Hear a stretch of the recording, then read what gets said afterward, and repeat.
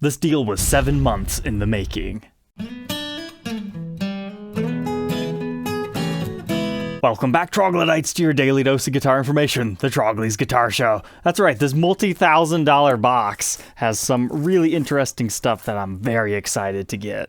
The story here is I was contacted by Ray. He owns Music Haven in Pennsylvania. And he said, I've got a whole bunch of new old stock Gibson parts. Would you be interested in them? And both of us being business owners, sometimes it took time for us to respond. Sometimes it would take me a week to get back, and then it would take him a couple of weeks to get the photos I asked for, and then we're going back and forth in price, and I was almost ready to give up on this, but after 7 months, we finally settled on a price, and here's the box. And to be honest, I don't know if these are his new old stock parts, or if he bought them at a guitar show, or if somebody brought them into his shop.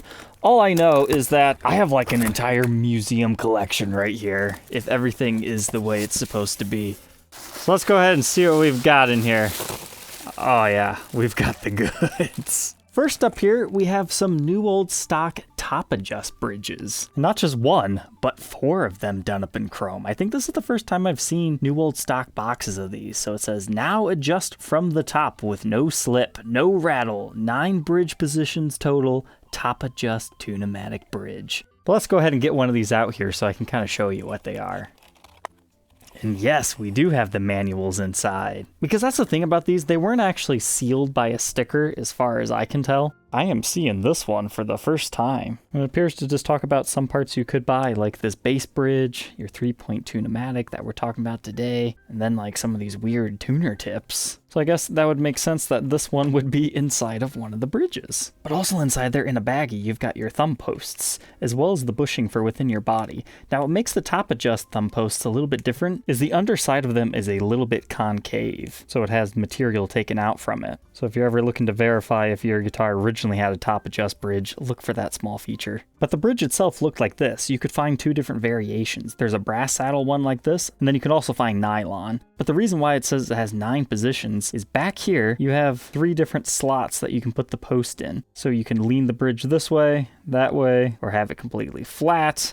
You could basically use it for a left-handed or right-handed guitar, or if you needed to retrofit one, that'd be a good way to do this. This technology really didn't last long, and I think it's because people didn't like adjusting it from the top as far as your intonation and saddles go. Your string would go over that. I don't really fully understand the design behind these, but that's probably why they didn't last too long. Typically, the sad fate of these is the saddles will wear down, and then people are looking for replacements, and this is the only way to get them is to find a new old stock one or steal it from a different guitar. So that's cool that we've got 4 of them there. What else we got? Well, if we've got chrome, of course we need to have gold. And aha, do you guys see what I see? The gold ones have the nylon saddles, whereas our chrome ones had the brass ones. So that just must have been how they were, at least as far as new old stock parts go. Let's go ahead and open one of these up, see what's inside. All right, now this one has this little piece of paper. I have seen these things before. Most of them have it. It talks about all the different pickups that you can buy. Then it talks about our crank tuners and other things we can find. But look what else is in there, a little envelope. It seems to contain the brass saddles. So did only the gold ones get that? I'll have to look at those other ones real quick. Now that's definitely a rare find right here. Spare saddles. Otherwise, just the same as what we found in the silver. Look at that minty bridge. That's just awesome to see. So I took a peek in all of them. Only the gold ones came with 2 sets of saddles. The silver ones did not. Not every single one had all the literature. Some of them had both, some just had one, others had nothing. I wonder if it just varied throughout the production. But next, I'm sorry if this is kind of a nerdy episode. I mean, do bridges excite you the way they do to me? I don't think I've seen this one before yet either. This is just your regular tune-o-matic. These ones being perfect gold. So that's a problem, is there are a decent amount of these things floating out there, but people buy them and they use them. So the further we get from the 80s, the less that we actually have in these cool original containers. I like these because it looks like a little face. But now I'm curious if the markings are the same. This one has both of the manuals. And yes, indeed, it is the same that was used on the guitars, made in Germany, a Schaller part. Oh my goodness, I don't think I've ever seen this part. They called it the 3-point tune-o-matic bridge. And you might just be saying, hey, what are you talking about? Didn't we just talk about these things? they must have underwent a change at some point in production. Or maybe there really were just two, so top adjust is different from 3-point. A lot of times that term was used synonymously for both of them, but I guess if we think about it, top adjust is top adjust referring to the saddles. However, apparently there was a very small variation that just had the regular saddle style system, that's side adjust, but still has the 3 points on the back.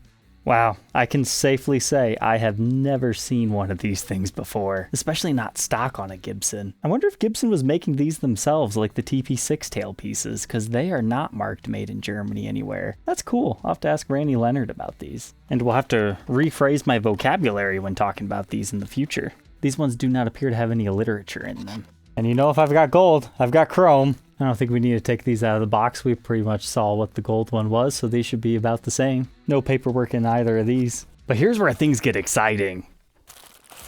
We've got an empty box. The outside of the box displays 3 tuner tips. When you take it out, you actually have all 6 there, but as you can tell, they don't like to stay in place. But these are aftermarket convert your tuners into the flip out winding versions. But inside the box, you get the screws that you'll need to convert your Schaller tuners. They actually give you 2 different sets depending on what color that you'll need. But the way you can tell they're aftermarket flip out winders is the peg. On the normal Schaller made ones, they're actually still metal, but these actually have plastic tips. And it also has a little divot right there where it attaches to the tuner tip. This is the first time I've seen one of these in person too. That's nice. And they do not function anywhere near as well. Like one of those I couldn't even get it to open. Based on first impression, if you ever see one of these, I would not suggest actually buying them. They don't seem to function that good. Restring faster with built-in winders. Maybe they were better when we first got them, but these are the crank. I'll have to find a way to keep those things in place. But I also got 2 chrome sets, so that's always nice. But now check these out. These are what you actually want. It's the legitimate Gibson branded Schaller M6s with the built-in metal cranks. These things just keep going up in value because of how cool they are. And then I'd be lying if I said I had 2 chrome sets. I actually only have one the crank in chrome, so it'll have them nice and built in, but this is just a regular M6. It does not have the built-in winders. I'm really happy to have one of these in my collection, so I get 2 different versions. Unfortunately, it doesn't look like I got any regular golds. But that's okay, the crank is way cooler. These next 2 I wasn't all that excited about because I don't really care much about basses, but hey, does this look familiar? Yeah, it's one of the wedges, as they called them in their marketing material. Honestly, they're kind of cool now they got them in person. They're big and bulky, but these are for basses. But I just always love reading how they meant it to be intended, because some of these things, it was just kind of lost to time. Like the TP6, right hand fine tuning while you're playing. And some new old stock pickups, posi locks, but these weren't part of this purchase. And if you're more excited by new old stock pickups, all right, I've got a couple of nice ones for you. So we got one of these bad boys. It's a Humbucker. However, this is more so 70s packaging. You see these on Reverb occasionally. They don't sell for a lot because not many things need a Humbucker to be restored to them, but they're out there if you want them. But it's the more so 70s style. You can see that right there. The bass's pickup box is actually a little bit smaller than the electric guitars. Not part of this purchase, but part of my collection. New old stock T-top. They're so cool, Dracula-like. Just way too big to put in a store modern day. However, I do believe I was supposed to have 2 of these, one without packaging. Perhaps it's in one of these. Box number 1. Oh man, it's all crusty.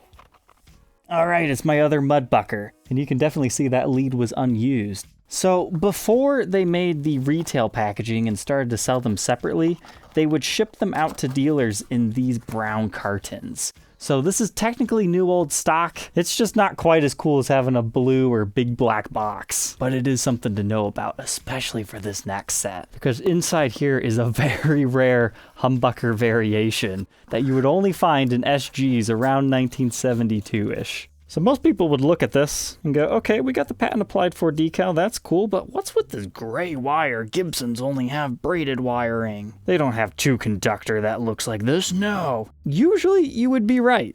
However, this is the one time where there was an exception within the rule, where SGs in the early 70s had this style of lead. So most people probably just would have passed on these thinking they're fake, but no, this is early 70s T-top. That is new old stock as a set with the original pickup rings, neck and bridge. That's just fantastic. So needless to say, I added a whole bunch of new old stock parts to my collection. Now, do I really need 3 or 4 variations of each? Probably not. So like if you're really interested in one of these for your collection and you have like some new old stock pickups or something else you'd like to trade or just a really good cash offer, maybe I'll let a couple of them go. But these little blue boxes just make me happy. They're going to make a great wall display one day so you can look through all of them in the future museum. So thank you, Ray, for selling these to me. But hey, if new old stock parts isn't your style, let's have a word from our sponsor, Sweetwater, and then we'll unbox a cool Explorer. Sweetwater's a great place to buy your stuff, but it's not just guitars. You can also buy amps, effects pedals, patch leads, whatever you need for general music making. They are your place and they're happy to ship it to your door, or you can visit their Fort Wayne, Indiana location. And if you happen to be local to their Fort Wayne, Indiana campus, they have tons of events all the time. They also do monthly giveaways that you can follow the link in the description to become a part of. Thank you, Sweetwater, for being a continuous sponsor of my show. And now let's get back to our guitar. So onto this Explorer. Well, this is an ESP box. I didn't promise you it was a Gibson Explorer, but this one's actually part of my international forwarding service. A viewer of the show has been looking for this exact guitar for 6 months. It finally shows up. The seller doesn't ship internationally. That's when I come in to help. As long as you're willing to pay the crazy shipping costs, my small forwarding fee and import duties and taxes, I can help you get things anywhere in the world. Haha, I tricked ya. Or is there a different brand hiding inside a Gibson case? You just never know. We're playing sneaky sneakies. So inside this case, it's actually a pretty rare Gibson Explorer. Look at this one. It's the Floyd Rose-equipped 84 style reissue. This is what people are waiting for, right? They want the white 80s Explorer. And they kind of already did it. And this one's got the beautiful ebony fretboard. It's just got the Floyd if that's what you're after. These puppies don't show up too often. It was kind of funny that he had contacted me about this because I saw this get listed the day before and I was like, it's not like a steal of a deal, but definitely fair for what this is. And it was actually at a dealer that I've shopped at before. I bought some of my Nascar Racecar guitars from this dealer. So it was nice to buy something else from him. And oh yeah, I'm kind of jealous. This thing's nice. It's got the plastic on the back plates yet. Doesn't seem to have been played much. Got a little bit of lacquer checking right here, but that's not anything I'd be worried about personally. Pretty much the worst of it is there's like a long scratch right here. It might just be an impression that you can polish off though. And we've got a little bit of a finish check right here. It looks like maybe a little bit of stand rash. Now that I'm looking at the fretboard closer, I don't think that's actually ebony. That's just a really dark wood. It reminds me a lot of the last guitar that we had just forwarded to Germany, the Rammstein signature Les Paul. That one had an exotic fretboard wood. So if I remember correctly, I'm shipping this one off to Australia. Unfortunately, just don't have the time for the full review and documentation. Well, that's mainly because it's got a Floyd Rose. I don't want to mess with that. However, the last Epiphone Alex Lifeson that we documented, I actually did have a good time messing around with that one because that was factory set up.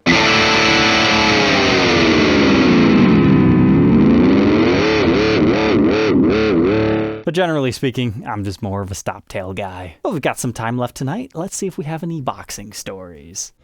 Not gonna lie, this one kind of hurts. The flamed oak top Korina Les Paul reissue R9. This thing is gorgeous. I'm kicking myself for even putting it on the market. But there's other cool guitars I need the money to buy and document. This was one seriously sweet axe. I'm glad I got the opportunity to at least document it. Now I really have to look for one of those Koa tops because they are just freaky. This one's taking a trip out to Oregon and actually joining a different guitar that we reviewed, the Gibson Extra Special made to measure. So at least I know it's going to a good home. I have to pack up this SG. So this one's got a little bit of a story. So I'm collecting the Bohemian SGs. So you can learn all about those in this episode right here. Now the red and yellow ones are not my favorite of the series. I much prefer the green, the blue that I'm still looking for, and the mink color, which is more of a brown, because they're pretty exotic. But I like these things because of the Super 74 pickups. So I wouldn't mind a complete set, but I at least want those three. So if anybody's selling a blue one, feel free to let me know. So you might be curious, if I'm trying to piece together a collection, why am I selling this one? Guitar collecting for me is all about the fun, and if I have a bad experience with a seller, I just can never bond with that guitar because every time I look at it, I'm just reminded of the terrible experience. I had purchased this one from a dealer who's got a lot of feedback and everything, but he said this was absolutely mint condition. And then when I got it, I noticed that there's like lots of finished chips up along the edge of the neck. Now I have seen this on a few other custom shop SGs, but some of these chips were a little bit more extreme, so it's something you really should have advertised. So when I pointed it out to the seller, he was brazen enough to blame me for putting it there. It's like, hey, I've got unboxing footage of this. But the reason why Reverb sided with him is because I didn't notice it within 7 days. I didn't even get around to unboxing it till about 8 days, just because I buy a lot of guitars. Initially, I was just trying to say, hey, seller, you need to do better next time. I'm not that upset. But it's his response that made me want to just pursue the return at that point. More so on a moral standpoint rather than not wanting the guitar anymore. So naturally, I had some bad feelings about this one, and that's why I put it up for sale. I'll probably still end up actually buying a different one of these, but this one, it's time to move it on to a home that has happy feelings about it. All right, Troglodytes, I think that's enough fun for one episode. Let's save some for next time. Take care.